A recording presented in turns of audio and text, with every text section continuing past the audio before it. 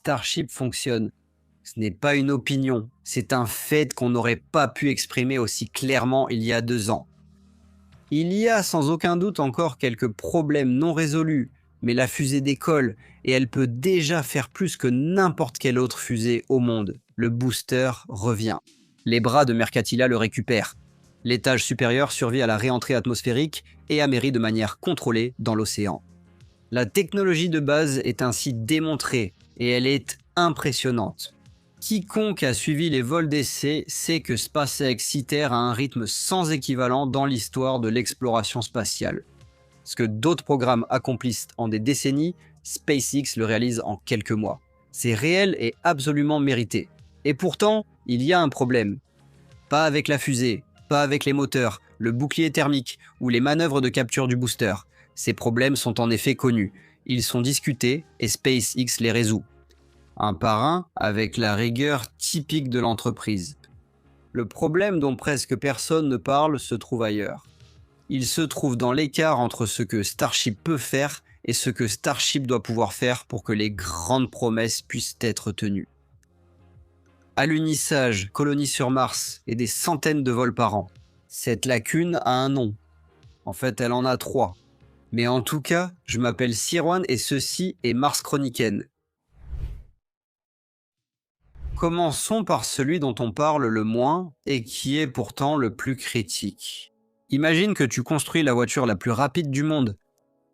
Une accélération digne des records, une technologie révolutionnaire, un design complètement repensé. Et puis tu te rends compte que les routes sur lesquelles elle doit rouler n'existent même pas encore.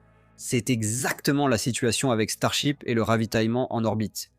Pour une mission lunaire, plus précisément pour Artemis 4, le premier alunissage habité prévu avec Starship comme système d'alunissage habité, le vaisseau a besoin de carburant en orbite. Pas juste un peu, pas une quantité gérable, mais entre 8 et 16 vols de ravitaillement séparés avant même que la mission proprement dite puisse commencer. Le nombre réel de vols de ravitaillement dépend du taux d'évaporation, c'est-à-dire de la quantité de carburant qui s'évapore en cours de route et lors des opérations. 8 à 16 lancements, chacun d'eux est un vol complet de Starship. Chacun d'eux doit réussir. Chacun d'eux doit livrer des quantités précises de carburant en orbite, qui seront ensuite transférés aux véhicules d'alunissage en attente. Cela ressemble à un détail logistique. Mais ce n'est pas un détail logistique. C'est le problème non résolu le plus complexe du vol spatial habité, et personne ne l'a jamais résolu à cette échelle. Le ravitaillement orbital n'est pas un concept nouveau. L'idée existe depuis les débuts de l'exploration spatiale. Werner von Braun a imaginé dans les années 1950 des concepts qui supposaient des stations de ravitaillement orbital. Le problème était à l'époque le même qu'aujourd'hui. L'hydrogène liquide et l'oxygène liquide sont extrêmement difficiles à manipuler. Ils sont cryogéniques, ce qui signifie qu'il faut maintenir le carburant à moins 183 degrés Celsius pour l'un et à moins 253 degrés pour l'autre. À moins 253 degrés Celsius, dans le vide de l'espace, sans infrastructure, sans gravité ni refroidissement convectif, avec un ensoleillement permanent d'un côté et un froid absolu de l'autre. Alors que le soleil chauffe le réservoir de lui-même, le froid est bien moins accommodant. En effet, pour que l'énergie thermique soit évacuée, un vaisseau spatial a besoin de radiateurs relativement grands. Ce n'est pas de la sorcellerie, mais cela demande plus que de simplement placer le vaisseau spatial dans le vide.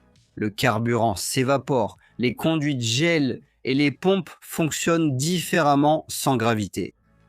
Le transfert précis de centaines de tonnes de carburant cryogénique entre deux vaisseaux spatiaux se déplaçant à 28 000 km/h en orbite est un défi qui ne figure dans aucun manuel. Il n'existe pas encore de manuel pour cela. Si tu ne me crois pas, alors prends tous tes livres de physique de l'école et vérifie par toi-même. SpaceX a annoncé qu'elle allait démontrer le ravitaillement orbital. Ils ont fait des progrès, mais une démonstration propre et complète d'un transfert de carburant orbital à l'échelle nécessaire pour une mission lunaire n'a pas encore eu lieu. La seule chose qui s'est produite jusqu'à présent dans ce domaine est une démonstration où du carburant a été pompé d'un réservoir de Starship à un autre. Pas entre différents vaisseaux, mais à l'intérieur du même vaisseau spatial. Ce n'est pas une critique de SpaceX, c'est une description de la réalité. Et la réalité est la suivante. Artemis 4 est prévu pour 2028. Entre aujourd'hui et 2028, SpaceX doit non seulement démontrer le ravitaillement orbital, ils doivent le maîtriser de manière si fiable que la NASA soit prête à envoyer 4 astronautes en mission lunaire qui dépend de cette technologie. C'est un calendrier ambitieux. Si tu aimes ce sujet, n'hésite pas à donner un coup de pouce à la vidéo. C'est très important pour que la vidéo soit montrée à plus de curieux, comme toi et moi. Et si tu ne l'as pas encore fait, n'hésite pas à t'abonner. Et pense aussi à soutenir la chaîne en devenant membre. Revenons maintenant au problème du Starship dont personne ne parle. Le ravitaillement orbital n'est que le premier des 3 problèmes. Le deuxième est d'une certaine manière encore plus fondamental. Le problème, c'est qu'il ne s'agit pas d'une seule technologie, mais d'une façon de penser complètement différente. SpaceX n'a pas construit Starship comme une fusée, ils l'ont construit comme un système de transport, comme une plateforme. Comme le véhicule qui met des satellites en orbite, transporte des humains vers la Lune, envoie du fret vers Mars et, un jour, dans la vision de Musk, gérera la majeure partie du trafic interplanétaire de l'humanité. Pour tenir cette promesse, il ne suffit pas d'avoir une seule fusée fonctionnelle. On a besoin de centaines de fusées. Musk a avancé des chiffres dont l'audace est difficile à appréhender. 1000 Starships. Des centaines de vols par an. Il est même allé jusqu'à annoncer des dizaines de vols par jour. Une flotte qui traverse l'espace interplanétaire, comme des cargos, non pas comme des événements rares et célébrés, mais comme quelque chose de routinier. Tant que les guerres furieuses ne faisaient pas rage, tu n'as probablement presque jamais pensé à quel point nos grands porte-conteneurs sont impressionnants, alors que nous en dépendons tous. La question n'est pas de savoir si Starship peut voler, parce qu'il en est déjà capable depuis longtemps. La question est de savoir si SpaceX peut produire Starship à l'échelle industrielle. Et c'est une question complètement différente car la production en série industrielle est une compétence totalement différente de l'ingénierie. L'histoire de la technologie est pleine d'entreprises qui ont développé des produits brillants et ont échoué à les produire à grande échelle. Le Concorde était l'avion de passagers le plus rapide de l'histoire, mais seulement 14 ont été construits. Ce n'est pas parce que la technologie avait échoué, mais parce que les coûts de production, les coûts d'exploitation et les exigences en matière d'infrastructure rendaient un passage à l'échelle économiquement viable impossible. Starship n'est pas un Concorde, il faut le préciser. La réutilisabilité que SpaceX vise est précisément le levier qui doit fondamentalement changer l'économie. Si un Starship peut voler, 100 fois les coûts de production sont répartis sur 100 missions. C'est le plan. Mais ce plan a une condition préalable qui est souvent négligée. Pour qu'une fusée puisse voler 100 fois, il faut d'abord la construire de manière à ce qu'elle puisse voler 100 fois. Ce n'est pas la même chose que de construire une fusée qui vole et atterrit une seule fois. La réutilisabilité n'est pas une fonctionnalité qu'on ajoute après coup.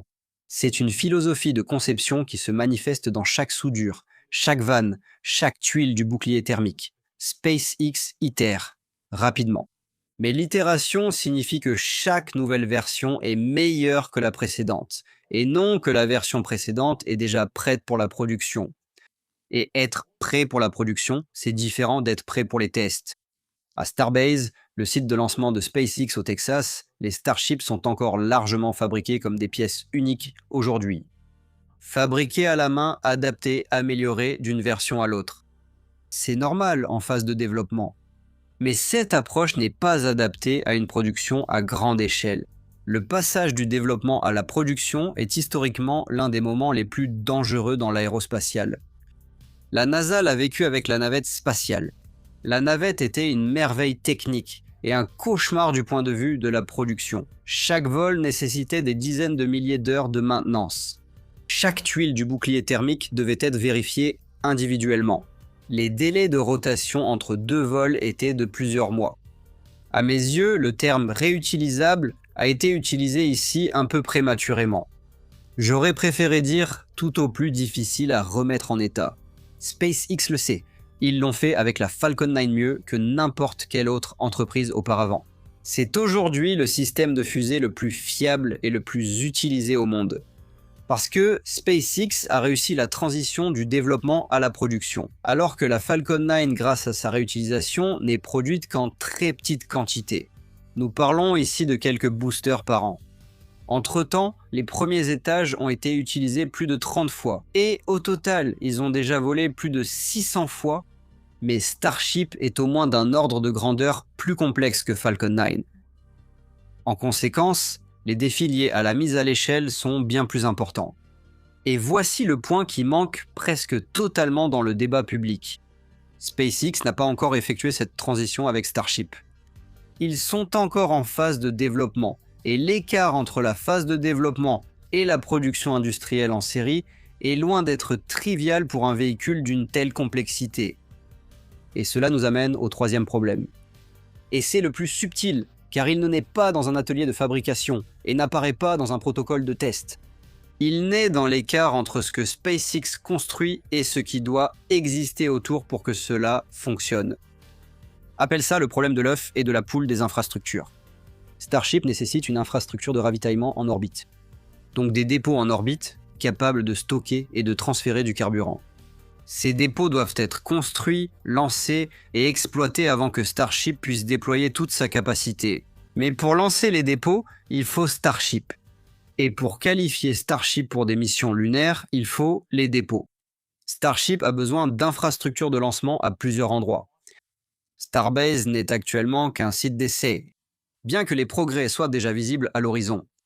Pour des centaines de vols par an, il en faut plusieurs. Des rampes de lancement entièrement équipées, avec des réservoirs de méthane, des réservoirs d'oxygène, des pompes, des structures Mechazilla, des systèmes de communication et tout l'équipement au sol nécessaire pour permettre un lancement de Starship. Cet équipement n'est pas standard. Il a été développé par SpaceX lui-même. Il est extrêmement complexe et doit être construit à partir de zéro sur chaque nouveau site. Et en ce moment, SpaceX apprend encore tellement de choses que non seulement chaque vaisseau et chaque booster sont des pièces uniques, mais aussi toute l'infrastructure. Elle est loin d'être perfectionnée. Starship a besoin à nouveau d'infrastructures de rentrée et d'atterrissage en dehors du Texas. Si Starship doit transporter des passagers de New York à Sydney en moins d'1 heure, l'une des visions à long terme d'Elon Musk, il lui faudra des sites d'atterrissage, des zones de sécurité et des autorisations réglementaires dans des dizaines d'endroits à travers le monde. Rien de tout cela n'existe, du moins pas encore, car en ce moment, de nombreuses installations de lancement pour Starship sont en cours de construction. 2 à Starbase et 3 en Floride au Cap. Chacun de ces éléments d'infrastructure est à lui seul un grand projet. Ensemble, ils forment un système dans lequel chaque partie dépend des autres. Ce n'est pas un problème insurmontable. SpaceX a déjà prouvé qu'il pouvait construire des infrastructures, et ce, rapidement et efficacement. Mais c'est un problème qui demande du temps, et le temps est une ressource qui ne peut pas être remplacée par l'ingénierie. En tout cas, pas par nous, humains, avec notre technologie actuelle. Et en tant que Moldus, nous n'avons aucune chance que le ministère de la Magie nous fournisse le retourneur de temps. À ce stade, on pourrait se demander, pourquoi est-ce que c'est pertinent ? SpaceX résout des problèmes. C'est la seule chose que l'entreprise a fait de manière cohérente depuis sa création. Pourquoi ce serait différent cette fois ? La réponse n'est pas que ce sera différent. SpaceX résoudra probablement ces problèmes. La question est quand ? Et la question sous-jacente est, que se passe-t-il si les délais auxquels d'autres programmes se sont engagés ne sont pas respectés ? Artemis 4 dépend de Starship en tant que système d'alunissage habité. Et jusqu'à il y a quelques jours, il n'y avait pas vraiment de plan B non plus, parce que l'architecture du programme Artemis était très rigide et inflexible. La nouvelle architecture rend l'ensemble un peu plus flexible. J'ai d'ailleurs réalisé une vidéo à ce sujet dont le lien est bien sûr ci-dessous.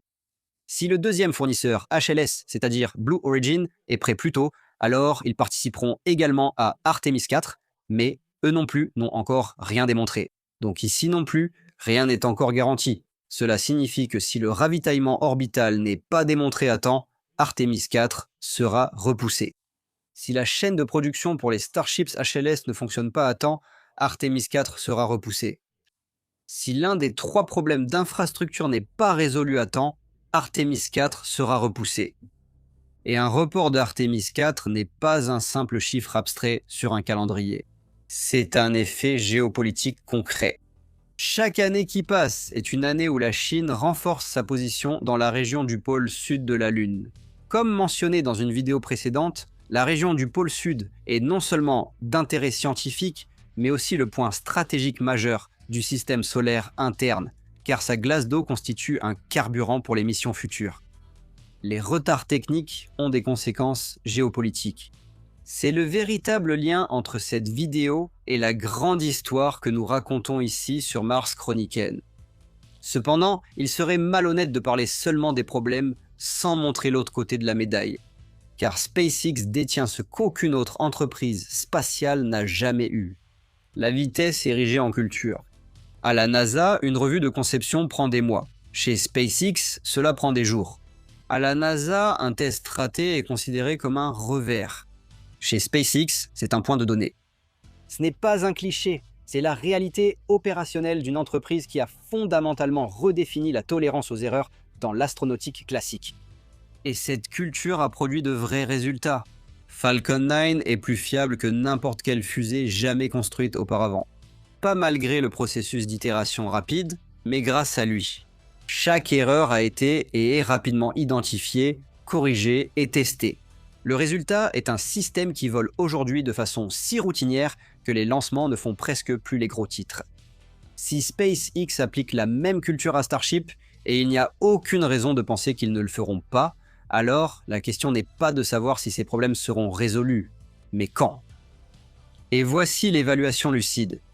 Démontrer le ravitaillement orbital à l'échelle nécessaire pour Artemis 4 d'ici 2028 est possible. Mais c'est ambitieux. SpaceX devrait non seulement développer la technologie au cours des 2 prochaines années, mais aussi la valider suffisamment pour que la NASA l'autorise pour une mission habitée. C'est un obstacle d'une autre nature qu'un vol d'essai réussi. Porter la chaîne de production à un niveau permettant de soutenir des missions lunaires régulières est un projet de 3 à 5 ans, de façon réaliste. Pas impossible, mais pas en 2028. Et l'infrastructure pour 100 vols par an, c'est un projet qui prendra une décennie. Et c'est acceptable, tant que les attentes sont calibrées en conséquence. Reste à voir combien de temps SpaceX mettra vraiment à faire tout cela. Le problème, c'est que le débat public autour de Starship mélange la technologie et l'infrastructure. On voit un vol d'essai réussi et on en conclut que l'alunissage aura lieu l'année prochaine. On voit Musk avec un chiffre comme 1000 Starships et on le prend pour une annonce de production au lieu d'une vision à long terme. Cela crée de fausses attentes. Et de fausses attentes créent de la déception. Même si le programme fait objectivement des progrès extraordinaires. Il y a un dernier point qui ne doit pas manquer dans cette analyse. SpaceX n'est pas la seule variable. La NASA porte dans ce système une responsabilité qu'on oublie parfois. C'est elle le client. C'est elle qui fixe les exigences. C'est elle qui décide quelles démonstrations sont suffisantes pour autoriser une mission habitée. Et en fin de compte, c'est elle qui porte la responsabilité de faire aller 4 personnes sur la Lune et les en ramener saines et sauves. Et la tragédie du Starliner nous a montré que la NASA est bel et bien manipulable. Et dans certaines circonstances, elle peut même être amenée à mettre en danger la vie de ses propres équipages. Une vidéo à ce sujet est disponible ci-dessous, si tu es intéressé par les détails. Cela crée une tension structurelle. SpaceX veut aller vite. La NASA doit privilégier la sécurité. Ces deux impératifs ne s'excluent pas mutuellement. Falcon 9 le prouve chaque jour, mais il nécessite une collaboration qui doit fonctionner sans accroc, même lorsque les délais sont sous pression. Aucun des deux ne veut freiner inutilement, et tous deux placent la sécurité du public et du personnel au premier plan. Et puis, il y a le Congrès, qui donne ou retire le budget à la NASA, qui soutient ou annule les contrats, et qui fixe des priorités politiques qui n'ont parfois pas grand-chose à voir avec la réalité technique. Starship n'est donc pas seulement un problème d'ingénierie. C'est un système composé de technologie, de réglementation, de politique et de logistique industrielle, et toutes les parties doivent fonctionner en même temps. Alors, qu'est-ce que tout cela signifie au final ? Cela ne signifie pas que Starship échoue ou que l'alunissage n'aura pas lieu. Cela ne signifie pas non plus que la vision de Musk d'une humanité interplanétaire soit pure fantaisie. Cela signifie qu'il existe un écart entre une fusée fonctionnelle et une infrastructure spatiale opérationnelle qui est plus grand que ce que laisse supposer un vol d'essai. et que cet écart devrait être reconnu sans détour, car des attentes réalistes sont la base d'une planification réaliste. La fusée est impressionnante et l'entreprise à l'origine de cette fusée est extraordinaire. Mais les 3 prochaines années montreront si SpaceX n'a pas seulement construit la meilleure fusée de l'histoire, mais aussi l'infrastructure, la chaîne de production et la maturité opérationnelle nécessaires pour être ce que Musk promet. C'est ça la différence, et personne ne l'a encore comblé. Je m'appelle Sirwan et c'était Mars Chroniken.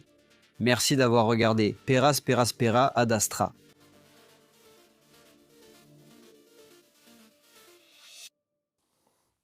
Basta.